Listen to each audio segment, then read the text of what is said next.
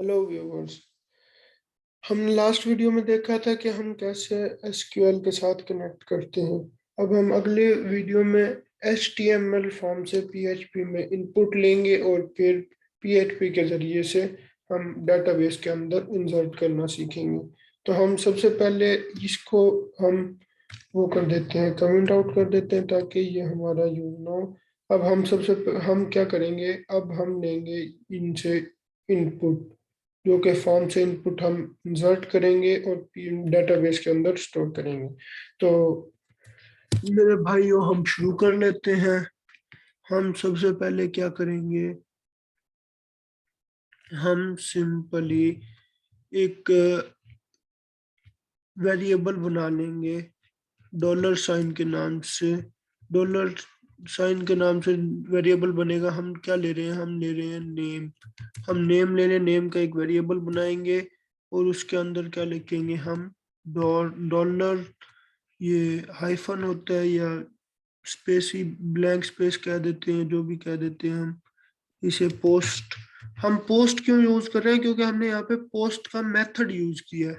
इसके बाद हम इसके अंदर यूज कर लेंगे हम यहाँ पे जो हमने उस वेरिएबल का नाम लिया है। हमने नेम के लिए नेम लिया है, तो यहाँ पे मैं नेम लिख रहा हूँ। अगर मैंने इसका नेम कुछ और लिया होता तो मैं वहां पे कुछ और लिखता। जैसे कि मैंने जेंडर का नेम जेंडर लिया है, ताकि सेम, नॉर्मली हम सेम रखते हैं ताकि हमें याद रहे, वरना हम डिफरेंट रख सकते हैं। मतलब हम जेंडर, यहाँ पे जेंडर रख दें, यहाँ पे नेम कुछ और कर दें, लेकिन जो नेम हम यहाँ पे यूज करेंगे वही नेम हम यहाँ पे यूज करेंगे, ताकि एक किस्म का ये वेरिएबल के तौर पे, वेरिएबल की तरह काम करता है। जैसे हम int int a is equal to 5 कह देते थे या समथिंग, वैसे ही जो int a is equal to 5 कह रहे हैं, तो जो हमारा ए होगा वो नेम होगा। यहाँ पे name is equal to gender, तो ए हम यहाँ पे जेंडर की जगह पे हम क्या लिखेंगे, ए। इसका मतलब है कि जो जो हम जेंडर के अंदर वैल्यू पुट करेंगे वो ए के अंदर आके स्टोर होगी। तो यहाँ पे हम जेंडर लिख देते हैं, सिंपल जेंडर हम लिख देते हैं और यहाँ पे सेमीकोलन लगा देते हैं। अब हम चेक कर लेते हैं कि आया हमारा ये चला भी है या नहीं चला। तो हम क्या करेंगे, इको लिख लेंगे, इको और नेम, डॉलर साइन लगाएंगे और नेम लिख देंगे। इसमें डॉट के साथ हम सेपरेटर होता है डॉट हमारा यहाँ पे, और उसके बाद हम लिख देंगे जेंडर, क्योंकि हमने अभी बनाया नहीं है। यहाँ पे हम लिखेंगे जेंडर ताकि हमारा कंफ्यूजन क्रिएट ना हो। ठीक हो गया। तो हम यहाँ पे एक बी आर टैग यूज कर लेंगे बीच में, ताकि हमें कोई तंगी ना हो।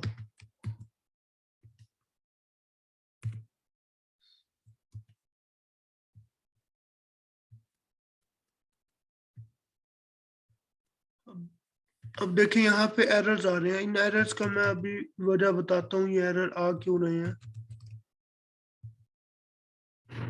इन एरर्स की वजह ये है कि हमने जैसे ही रन किया हमारे पास HTML फोल्डर आ गया।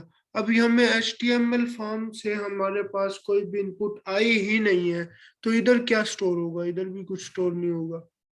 तो इस चक्कर में हमारा मसला बन जाएगा।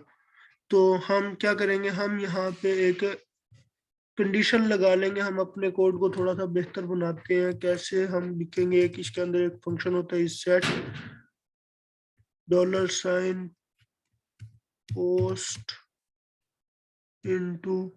अब ये जो हमने इसके अंदर सबमिट के अंदर हमने आईडी यूज की थी इसकी, हम वो लिख देंगे इसके अंदर सब।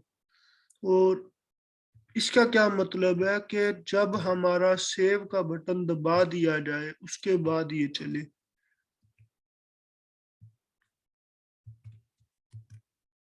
अब देखिए, अब ये एरर नहीं थ्रो करेगा। देखिए, अब मैं यहाँ पे उमर लिख देता हूँ, उमर फारूक, और यहाँ पे मैं मेल लिख देता हूँ, सेव करूँगा।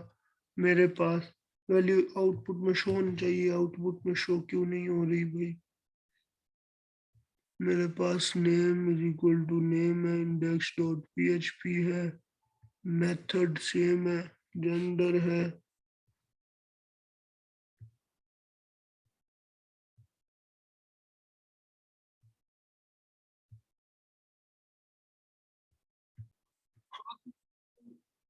हाँ तो यार हमें ना इसका वो मिल गया, सॉल्यूशन मिल गया। हमने क्या करना होता है, हमने इसके अंदर जो ये सेव लिखा है, मतलब हमने यहाँ पे जो लिखना है वो जो हम सबमिट का बटन बनाएंगे उसकी जो वैल्यू वैल्यू होगी वो लिखेंगे। हमने यहाँ से ये वाला सेव उठा के यहाँ पे लिखेंगे, तब हमारे पास सही वाली कनेक्शन होगा।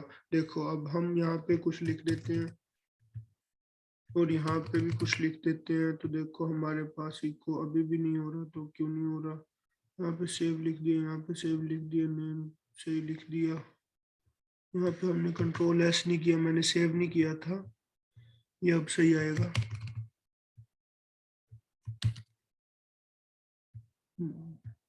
ये देखो यहाँ पे कुछ भी लिखूंगा अब मेरा यहाँ पे आउटपुट में शो हो जाएगा। मैं उमर लिख देता हूँ, मैं यहाँ पे इरशाद लिख देता हूँ, या मैं यहाँ पे मेल ही लिख देता हूँ।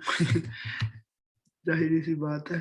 तो ये देखो यहाँ पे सेम लिखा हुआ आ गया। यहाँ पे मैं कुछ और लिख देता हूँ, मैं अब्दुल्ला लिख देता हूँ, या कुछ भी लिख दूँ वही यहाँ पे आ जाएगा। तो अब हमने क्या करना सीख लिया, हमने HTML फॉर्म के जरिए से PHP के अंदर इनपुट लेनी सीख ली है। अब जब हमें इनपुट लेनी आ गई है, तो अब हम अगला काम क्या करेंगे, हम इंसर्शन सीखेंगे। इंसर्ट कैसे करते हैं, इसके लिए हम यही वाला कोड यहाँ से कॉपी करेंगे, यहाँ से कट करके यहाँ पे पेस्ट कर देंगे। सिंपल यहाँ पे पेस्ट करेंगे। इसे हम क्या करेंगे, इसे हम सिंपली अनकमेंट करेंगे और यहाँ पे लिखेंगे जो हमने वैल्यूज लिखी थी उनकी जगह पे हम वेरिएबल्स के नेम लिख देंगे, सिंपल नेम। और यहाँ पे क्या आ जाएगा, जेंडर आ जाएगा। यहाँ पे जेंडर आ गया, हमारी SQL क्यूरी रन हो जाएगी। सिंपल, इसमें कोई बड़ी बात है ही नहीं। यहाँ पे देखो, यहाँ पे मैं लिख देता हूँ उमर,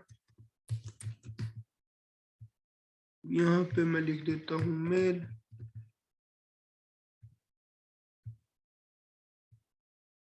यहाँ पे क्या एरर दे रही है, लाइन नंबर 22 में, लाइन नंबर 22 में क्या एरर आ रहा है, हमारा SQL का कोई मसला आ गया है।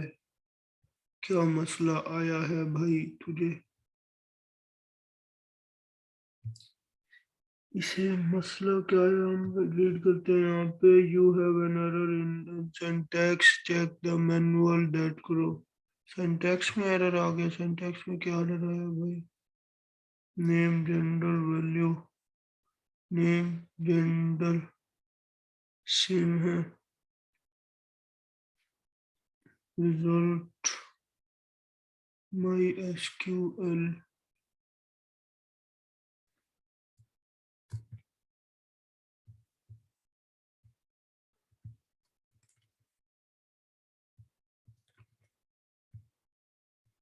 अगर हम यहाँ पे आके इसे रीलोड करें,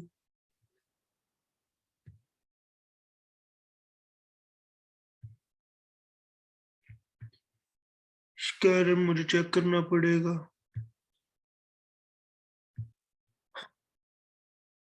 जी यहाँ पे ठीक हो गया, समझ आ गई। यहाँ पे हम इन्हें सिंगल कोट में लिखेंगे क्योंकि हमारा SQL का एक सिंटैक्स बनता है।